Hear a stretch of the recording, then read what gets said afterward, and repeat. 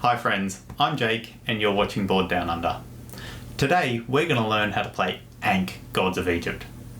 Ankh is a 2 to 5 player area control game in which you and your frenemies are going to take the role of Egyptian gods.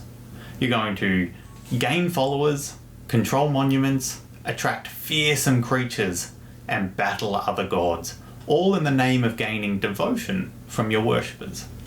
But be careful, gods aren't going to lie down and be forgotten easily. Formidable alliances are going to form in an unusual manner. So sit back, relax, and let's learn a game that'll really make you sphinx.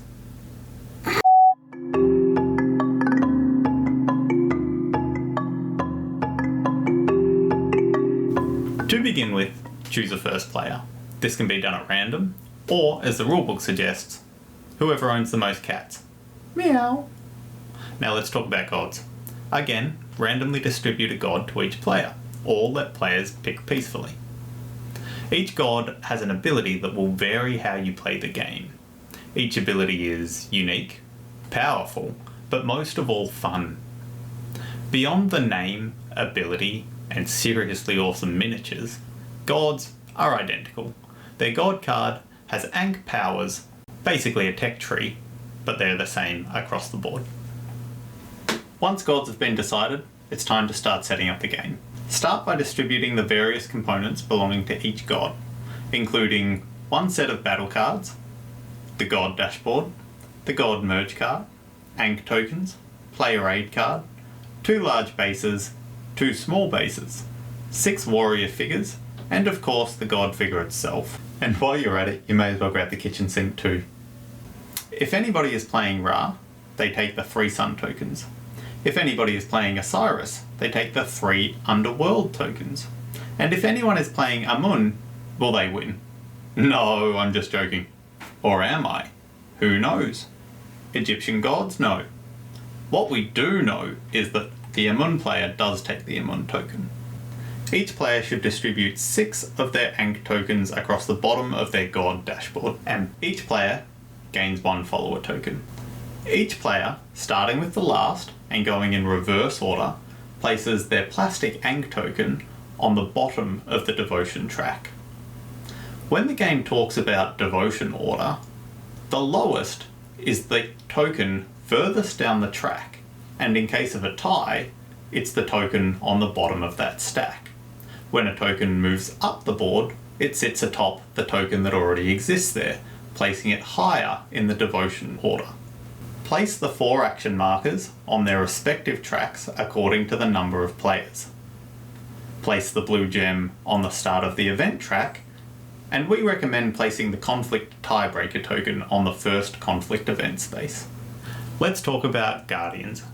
Guardians are legendary creatures that follow only the most powerful gods.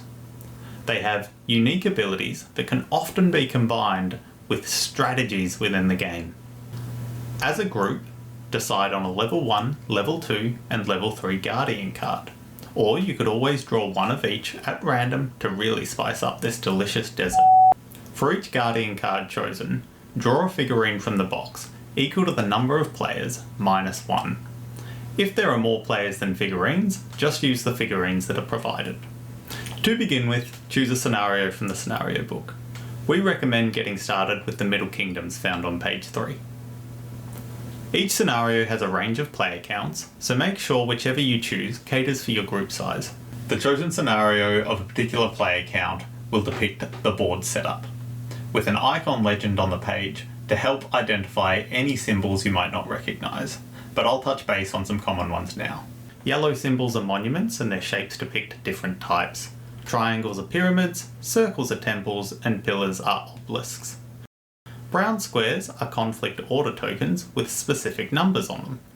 Thick dashed lines along the hexagon edges are camel caravans, and coloured symbols are your starting gods represented as hexagons, warriors represented as diamonds, and any monuments you might begin control of, coloured circles below the yellow monument symbol.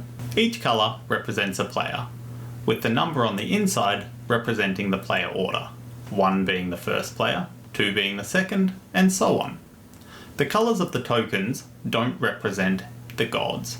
Any god can play in any colour token, it's just there as a player guide. Go ahead and pause here to set those up as required before continuing on. The map itself is split into regions. The borders of each region are represented by the board walls, rivers, water tiles, and camel caravans. Hexagonal tiles will fall into one of three types: green being fertile land, yellow being desert, and blue being water.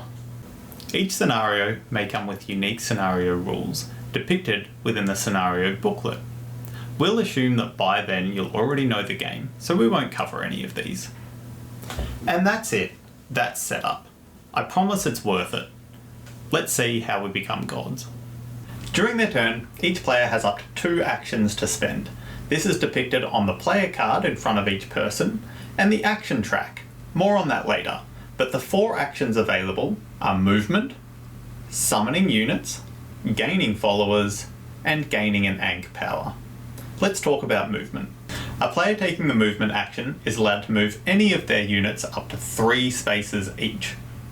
This is convenient as it's the same amount of steps it takes to walk like an Egyptian. There are no restrictions on moving through water or occupied spaces. The only restriction is that you need to end your movement on a land in an unoccupied space. An occupied space is anything containing a figure or a monument.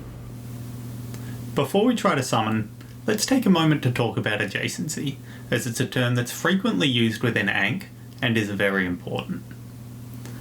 A hexagon is considered adjacent if you guessed it, its edges meet. However, a hex is not adjacent if it is not in the same region. That is, if it is separated by a camel caravan or by a river, the hex is not adjacent. When taking the summon action, a player may take any of their units from off-board and place it onto an unoccupied adjacent space to one of their units or controlled monuments, as depicted by the green valid Ankh tokens and the red invalid ones. Gaining followers. When a player takes the gain followers action, that player may take a number of follower tokens from the pool equal to the number of their controlled monuments and neutral monuments that have at least one of their units adjacent. Gaining an Ankh power. When a player takes the gain Ankh power action, they will take the leftmost unassigned Ankh token from their god board and place it on a power in the same column. They must sacrifice a number of followers based on the level of the token being used. Remember this, or forever be known as a cheater. Oh, you know what I've not been doing? I've not been sacrificing people. Oh, you're such a cheater. Now, we won't go into different powers. That's something special for you to learn as you play along. This game offers a lot of different combinations and synergies that are fun to discover. Also note that when placing tokens into powers, you can only place the token into its relative column. That means only ever 2 powers from a particular column at a time. Now, gaining guardians. When you move a token from the bottom of the track and you reveal a guardian symbol, you have successfully gained enough power to attract one of the desert's fearsome guardians. Take a guardian of the level matching your rank token. If no guardians remain of that level, stay strong. Maybe you'll get one next level. When obtaining a guardian, place one of your matching sized rings on that guardian's base and place it in your unit pool. It can be summoned as any other figure. You may not acquire a guardian of a particular size if you run out of that sized base. And those are the actions that players can take on their turn.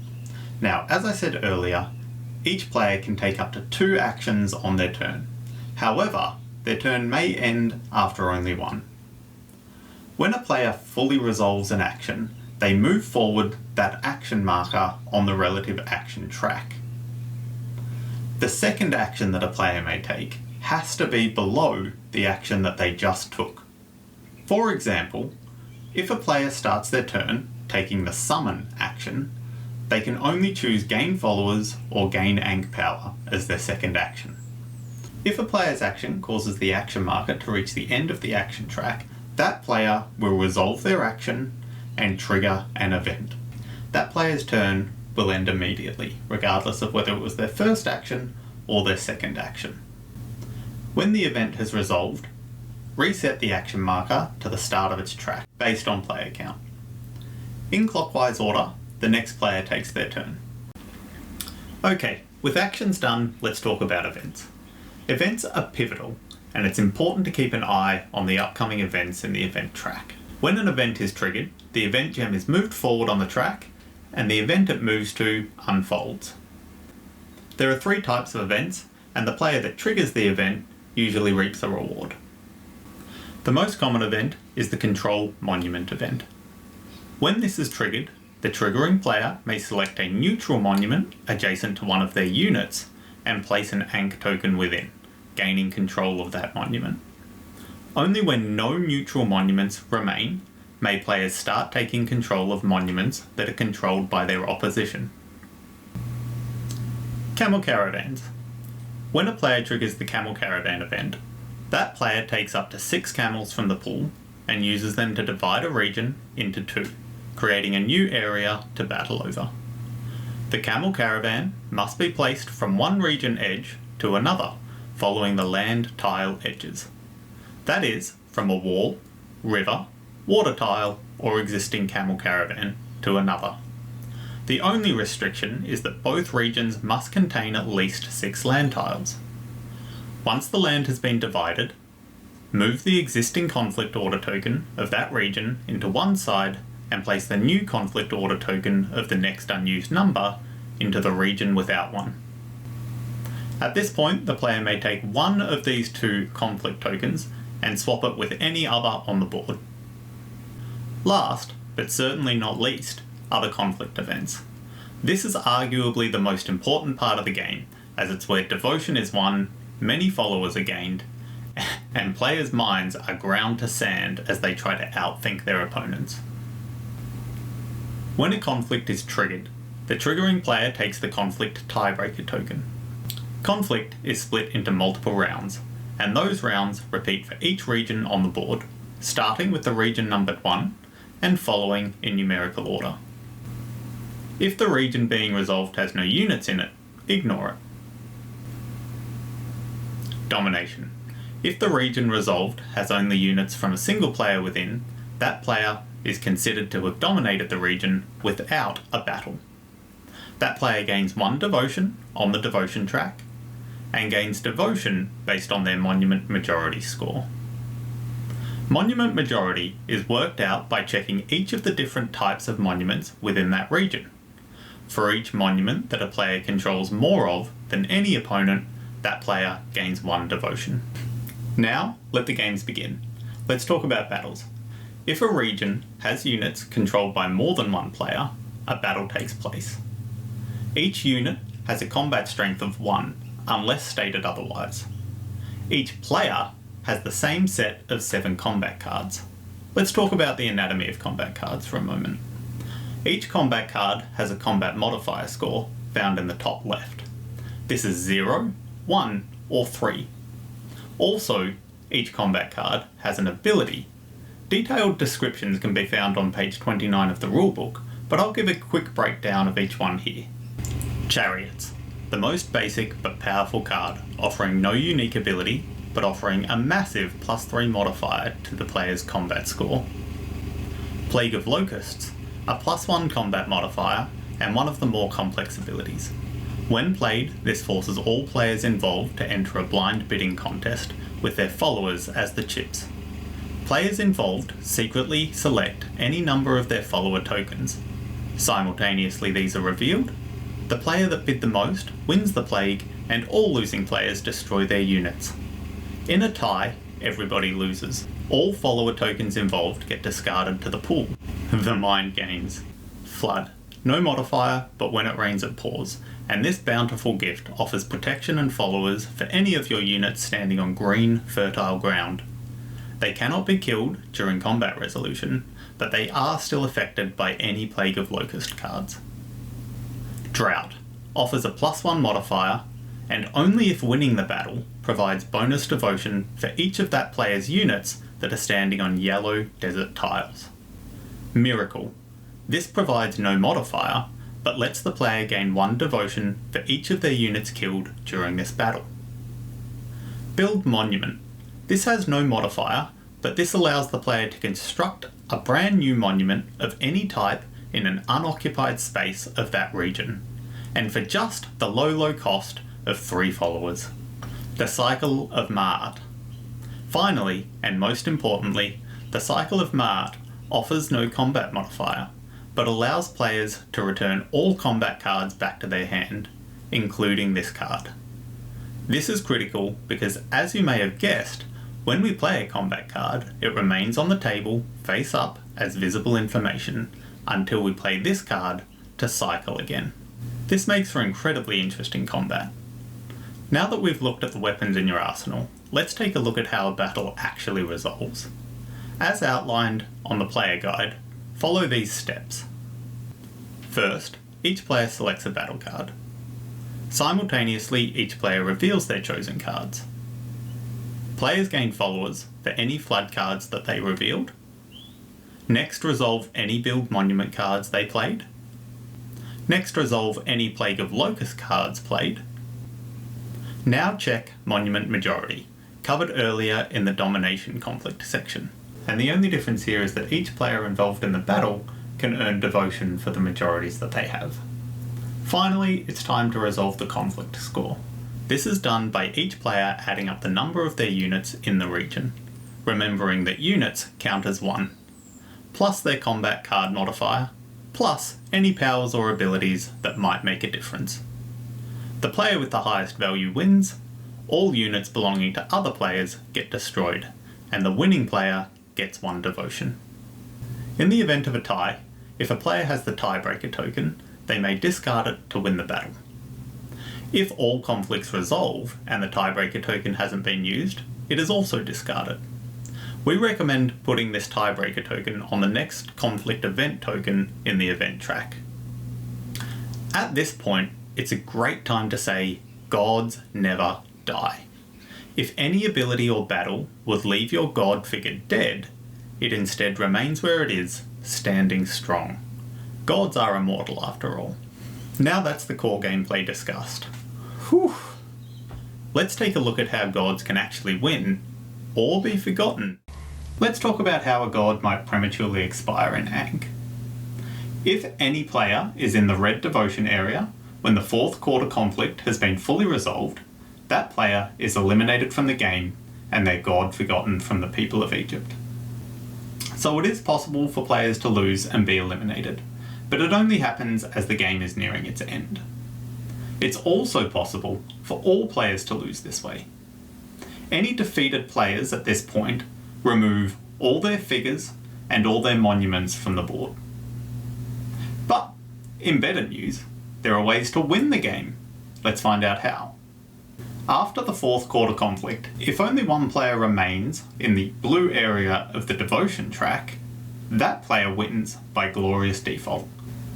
Alternatively, the first player to reach the very end of the devotion track instantly becomes the winner. That god is placed on a pedestal, and the winning player is worshipped by everyone else for the rest of the week. Finally, if the final conflict event resolves, and no one has reached the end of the track, the highest player in the devotion track becomes the winner. Remember devotion order here. And that's it. That's how you play Ankh. Mostly.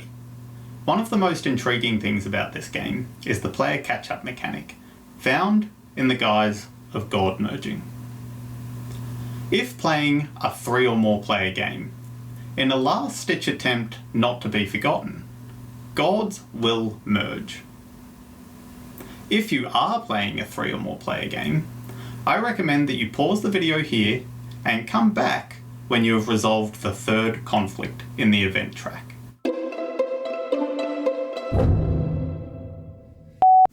Okay, I'll assume you've played the game, had an absolute blast until now, and are ready to find out how those players coming last might actually be able to win the game. That, or you just couldn't stand to be away from me. Right, god merging. The 2 players at the bottom of the devotion track are going to merge. The last player is considered the lower god. The second last player is considered the higher god. Follow these steps to set it up. Step 1. Remove from the board all controlled monuments, battle cards, Ankh tokens, warriors, and the god figure of the lower god. These get returned to the box or placed aside. The lower god places one of their large coloured bases on the bottom of the higher god figure, representing the merge. The lower god then gives all their followers and guardians to the higher god. If the higher god does not have enough bases to fit the incoming guardians, they may swap their existing ones or discard the new guardians. They may end up with duplicates of the same guardian in this scenario, and that's okay. The lower god must reassign their Ankh powers to match the higher god's powers, and these boards must remain in sync for the remainder of the game. The two players swap their merged god dashboards. Now, on the devotion track, stack the higher god token on top of the lower god token. These tokens are considered to be the same from now on. They move together. These two players will win or lose as a team. These two players are now considered the best of buds. Their single merged god has the special abilities of both the original gods. The higher god's tokens, figures, and followers are now communal for both players to make use of. The game will resume, only each of these players will take their turn using only one action. This action, however, doesn't have to be different. In fact, it can be the same. Both these players may choose to take the summon units action on their turn. This can have, and will have, a drastic impact on the event board. Additionally, combat should be shared and discussed as best as can with the information available. But if there is ever a dispute, the higher god gets to play the card that they want to play. And that is how you play Ankh, Gods of Egypt. You're going to learn many strategies, make lots of interesting decisions, but above all, have a lot of fun. I hope that this video has helped you get up and running with the game, so that you can enjoy it the way that we have. If you have liked this video, please hit the like and subscribe button. It'll help us out tremendously. We love doing this. We hope you like this. Hope to see you again. You've been watching Board Down Under. I'm Jake. Take care.